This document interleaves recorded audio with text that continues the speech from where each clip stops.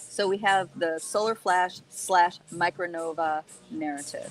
And what is that? Many of you guys already know, but for just in case some of you guys aren't sure about this, what this is, it's this concept that there's going to be a massive release of radiation, gamma flares, solar flares slash gamma rays, and all this other stuff from the sun. It's going to fill the entire heliosphere, which is every planet within our solar ring gets impacted, and it's going to instantly wake everybody up. It like melts away. It'll melt away, burn off, so to speak, with consciousness, all of the non-truths that are alive within this heliosphere. So that means control systems that are against the truth of the higher truth of life. If that means technology is getting knocked out. I mean, there's lots of layers of the implications of this. And for a lot of us who've been on this journey of awakening for quite some time, we realize, oh my gosh, we have been lied to from the get-go for many generations. So there's a lot of non-truth that we thought was the truth. We really believed and thought was the truth. And then at some point in our progress, some point in our path, we all of a sudden discovered, oh, that's not the truth after all. And for sometimes it's a real hard, rude awakening, and other times it's like a relief to find these things out.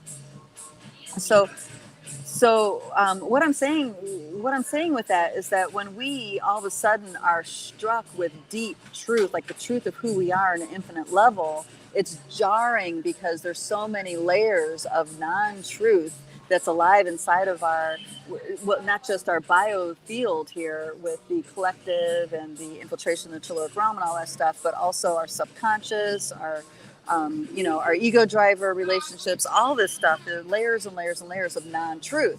So if a solar flash were to happen, all that stuff burns away. And then who are we after that? Just think back. When's the last time you stuck your finger in the spiritual lightning socket, right? When's the last time that happened? That's when you sit with on the top of the mountain with a guru somewhere, and you come down and your whole life gets destroyed, or you go to some sacred site and you get activated and you walk away being a completely different person, reinventing your life. I call that the spiritual lightning socket. So the solar flash is like that times 1,000. And what's happening here is that there's a lot of narratives that people on the spiritual path, people on the ascension journey, people on the awakening journey. There's all these words that we use to describe it. But what's happening is that the falsehoods that have been accepted truths that were narratives, in that path, are being revealed as not truth. It's like we're just waking up that it's not the truth. And I feel like that's the result of these daily solar flares that we're having. It's like bursting, hitting all these non-truths that we thought were so in our lives and our reality. And we're all of a sudden waking up being like, oh my gosh, wait a minute.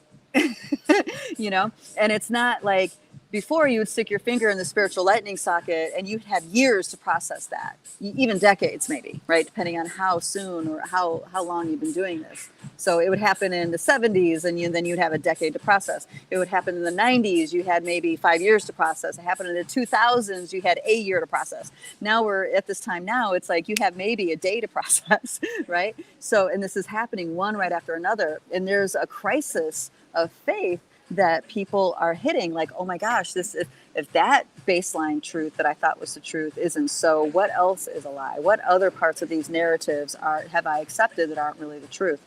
And when we're going through this crisis like that, guys, let me know if if this is also affecting you like this, because this is where our mental flexibility is important, and that is our ability to let go of rigid thinking, our ability to let go of the need to control, let go of the need to have a clear understanding before taking action. The need that, the sense that you got this, it's like, no, none of us got this. We are all along on this wild roller coaster ride. None of us on an ego driver level can know what's on the other side of this because it's so far away from what we've known for thousands of generations on this planet, right? So it's like the cellular memory even, it has to get unburied for us to retouch, reconnect with the real truth. And is that 10,000 years ago? Is it 40,000 years ago? Is that 100,000 years ago? Is it a million years ago? Right? How long is that exactly? I'm curious what you guys think about that. So, right. So all this is happening, and all these narratives. This is why I never really. I will be in my statement and I'll own it for right now. This is how I feel about it.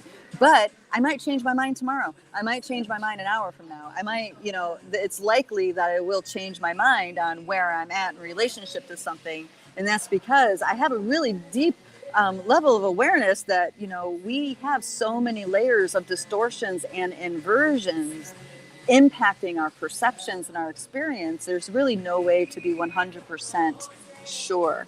All we can do is feel the truth in our heart as it is today, and trust that, and trust it, and take actions based on those feelings versus actions to take effort to have control or to hedge your bets, so to speak, right? All you can do is, that's why cultivating that truth compass is so essential, because that truth compass it's not about the narrative. It's about being able to feel a truth inside. It's about that. So the truth, we feel it. We don't understand it. We feel it. You feel it in your body. You can feel it resonating in your cells.